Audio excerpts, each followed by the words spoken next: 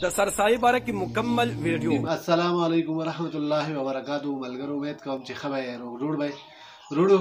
نن در سره کومه ویډیو چې زه شیر کوم سایټ ته به تاسو سره مولانا صاحب د تصویر ښکاري د مولانا صاحب د سرسایې په باره کې بیان کړ دی. راځئ دا بیان تاسو هم واورئ، زه یې هم اورم او دې سره سره دا ویډیو شیر کړئ چې هغې خلکو ته ورسي کومو خلکو ته چې دا معلومات نشته دی. زموږ عزتمندو په دې مختصر شانت ویډیو کې به زه تاسو ته د سرسایې په حوالې سره مکمل او اهم ترین معلومات درکومه.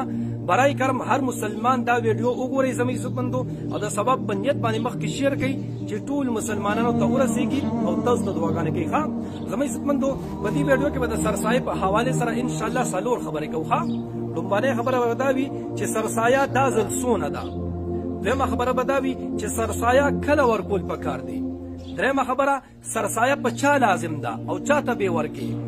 څلورمه خبره ډیره اهمه چې دې مسافر ډیر زیات پریشان دي چې دوی وایي چې موږ به خپله سرسایه د کوم ځای ورکوو، آیا کوم ملک کې چې اوسېږو د دې خو به ورکوو که د پاکستان والا یا د افغانستان به ورکوو، یا دغه شانتې د دوی چې کوم نابالغه ماشومان دي هغوی په پاکستان یا افغانستان کې دي، دوی وایي چې د هغوی به څنګه سرسایه ورکوو. انشاءالله د دې آسان حل درته راوباسم. عزتمندو دا ویډیو مسافرو ته لازمي ورسوئ. انشاءالله د دوی دا پریشانی دا ټینشن به ختم شي که دا ویډیو چرې وکته. ښه نو راځو زموږ عزتمندو اولې خبرې ته چې سرسایه دا ځل څونه ده. زموږ عزتمندو نو سرسایه زموږ عزتمندو د څلور شیزونه دي: غنم، اوربشې او کجورې او کشمش، یعنی میوې چې ورته وایي.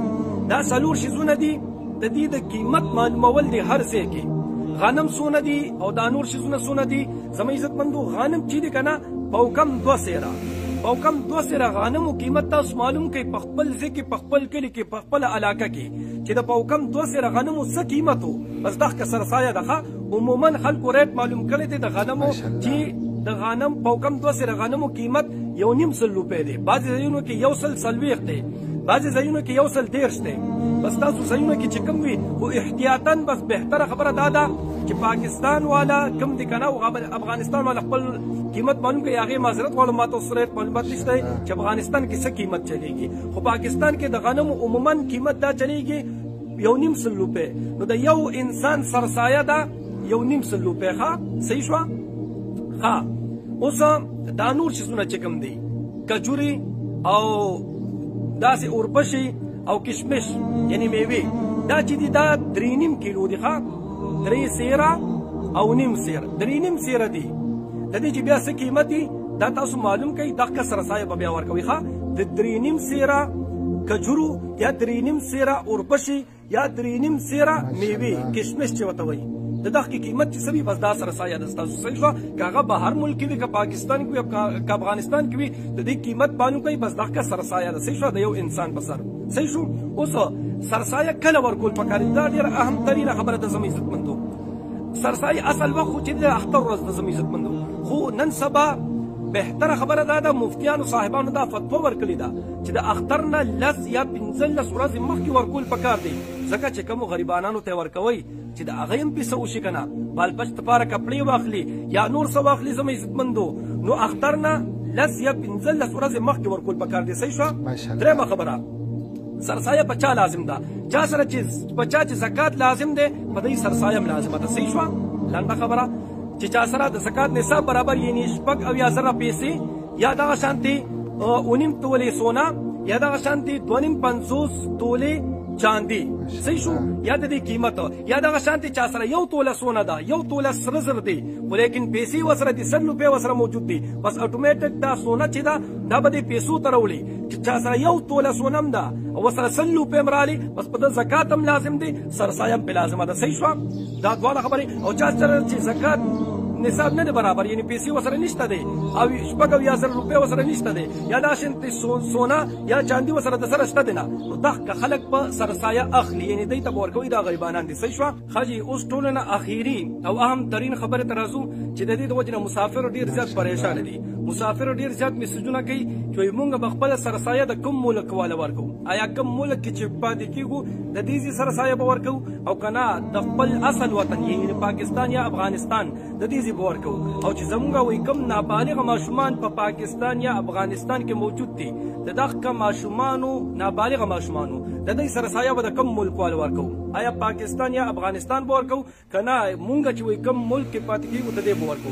زموږ عزتمندو اوله خبره مسافر چې کوم خپل سرسایه ورکوي خپل سرسایه دا خو به دغه ملک ورکوي کوم کې چې دی پاتې کیږي، صحیح شو، د بهر ملک والا به ورکوي کوم کې چې پاتې کیږي دغه ملک والا به ورکوي، پاکستان یا افغانستان به نه ورکوي خپل سرسایه ښه.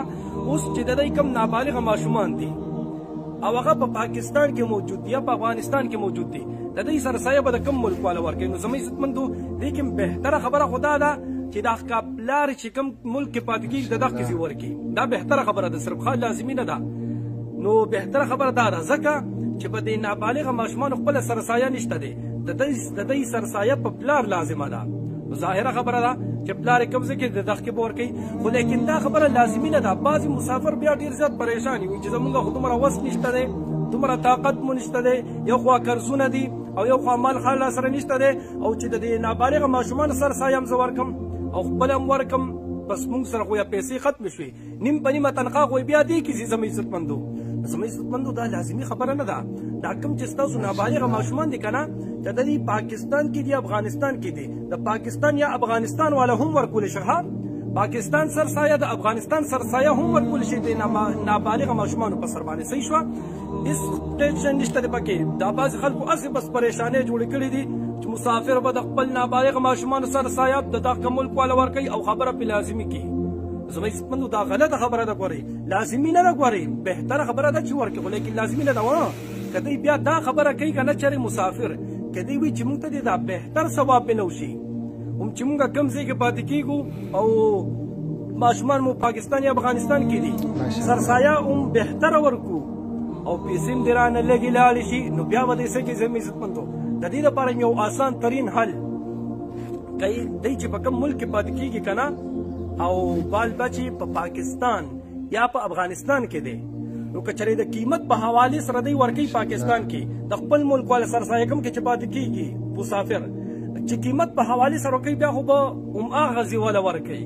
او که چېرې دی ورته داسې ووایي که نه ټلیفون دې وکړي خپل کور والا ته چې زموږ د طرفه د دې ماشومانو سرسایه کوم چې عین شیز دی یعنې په کم 2 سېره غنم په کم 2 سېره غنم چېرته غریب ته ورکوي، هم غنم ورکوي د غنمو قیمت نه، هم په کم 2 سېره غنم چې ورکوي همدغه ثواب به پې درته میلو شي. یا دغه شانتې 3.5 کیلو کجوري یا 3.5 کیلو کشمش یعنې میوې یا 3.5 کیلو جوار نه اوربشې سوري دا به ورکوي، هم عین شیز بس هم ثواب به درته همدغه میلو شي کم چې تاسو ته میلاویږي په خپلې سرسایې باندې د بهر ملک والا چې ورکوئ همدغه ثواب به درته میلو شي، پیسې به مو کمې ولګي ځکه چې قیمت یې دغه هلته زیات دی، ستاسو ځای کې زیات دی کم چې بهر ملک کې دي. پاکستان کې خو قیمت ارزان دی که نه، افغانستان یا پاکستان کې قیمت ارزان دی، نو ورته همدغه عین شیز والی که غنم اخلي په کم 2 سېره غنم ټیک شو، او که چېرې کجوري اخلئ 3.5 کیلو کجوري یا کشمش اخلئ 3.5 کیلو کشمش میوې دا به واخلئ دا چېرته غریب ته ورکوي ثواب به درته همدغه میلو شي، پیسې به مو کمې ولګي. ټیک شو زموږ عزتمندو څو هم خبرې وي کوشش وکړئ دا ویډیو ډېره شیر کړئ، ډېره شیر کړئ او هر مسافر ته لازمي ورسوئ چې د دوی دا ټینشن او دا پریشاني دا ختمه شي.